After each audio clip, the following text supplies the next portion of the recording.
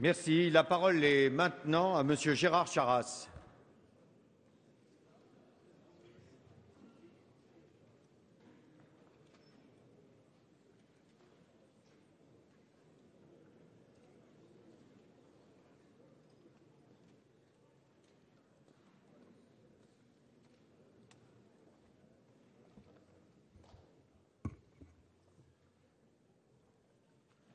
Monsieur le Président, Monsieur le Premier ministre, Monsieur le ministre de la Défense nationale et des Forces armées, chers collègues députés. C'est au nom des députés du groupe RRDP que j'interviens cet après-midi, après notre président Roger Gérard Schwarzenberg hier, en accord avec les objectifs fixés par le président de la République quant à notre intervention militaire au Mali.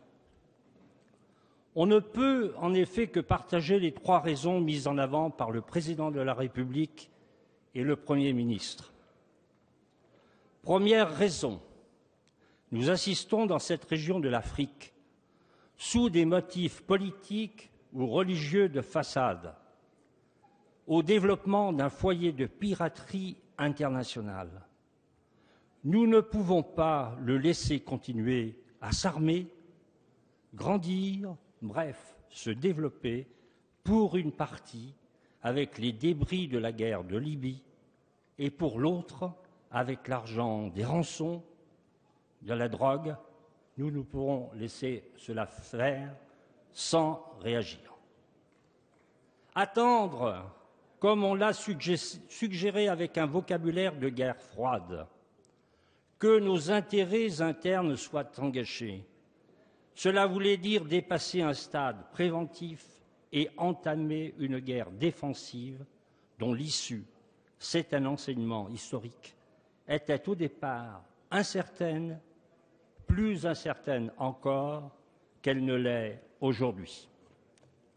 Deuxième raison, l'installation de ce foyer de piraterie avec des exactions inhumaines que nous ne pouvons pas laisser s'étendre à Bamako.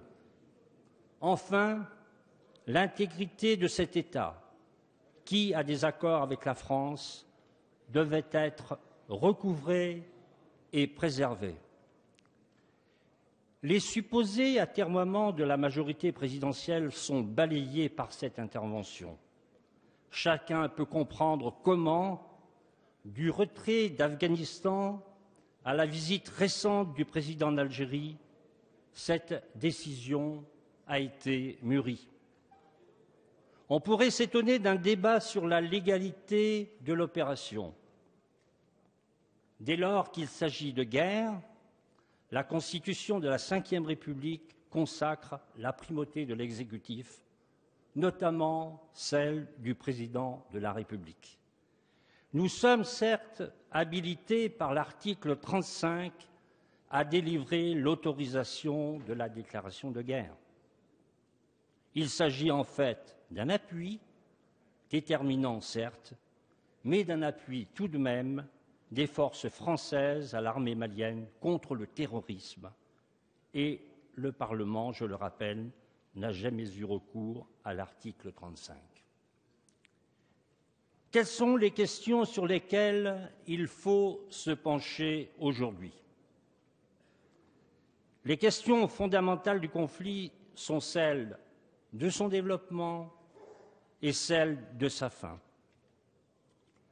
S'agissant de son développement, il ne faut pas que nous nous figions dans un taylorisme de l'opération extérieure. La France agit.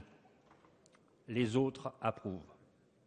Le déploiement d'une force ouest-africaine, la MISMA, conforme à la résolution 2085, qui peut s'appuyer sur l'article 51 de la Charte des Nations Unies, doit devenir une priorité stratégique pour nous, comme pour l'Europe, toute la communauté internationale, communauté qui, si elle pouvait avoir, je pense à l'Algérie notamment, mais aussi à d'autres grands pays, quelques réticences à s'engager aux côtés de la France, devrait aussi soutenir directement les efforts engagés par la communauté économique des États de l'Afrique de l'Ouest, la CEDEAO, et je rappelle que les forces militaires engagées par la CEDEAO sont placées sous la direction du général nigérian Abdul Kadir, qui, précisons-le, parle français.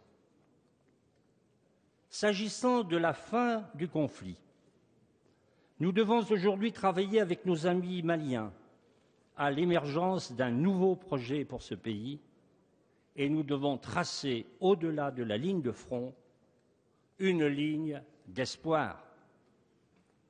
C'est bien sûr à notre force diplomatique, mais aussi dans la coopération universitaire, par exemple, que nous trouverons une capacité d'innovation politique et économique propre à faire émerger un nouveau modèle qui pourrait solder définitivement ce que nous avons appelé la Centrafrique, que nous pourrions définitivement tracer une ligne nouvelle, tracée avec beaucoup d'avance par la gauche rassemblée dans les années 80.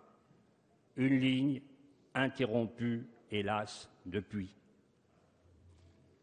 En saluant à nouveau l'engagement de nos militaires, le sacrifice du lieutenant Damien Boiteux, dont le nom a été donné hier à 2 garçons dans le nord du Mali, en saluant les victimes d'attentats odieux, en pensant aussi, si vous le permettez, à mes amis du cercle de Niafunke, dont nous avons que peu de nouvelles actuellement et qui ont une coopération décentralisée avec mon département de l'Allier, eh bien, en pensant à tout cela, je confirme le soutien permanent du groupe RRDP au gouvernement et au président de la République.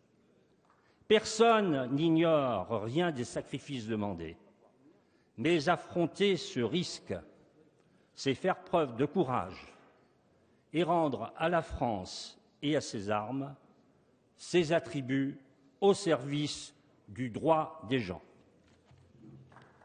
Merci.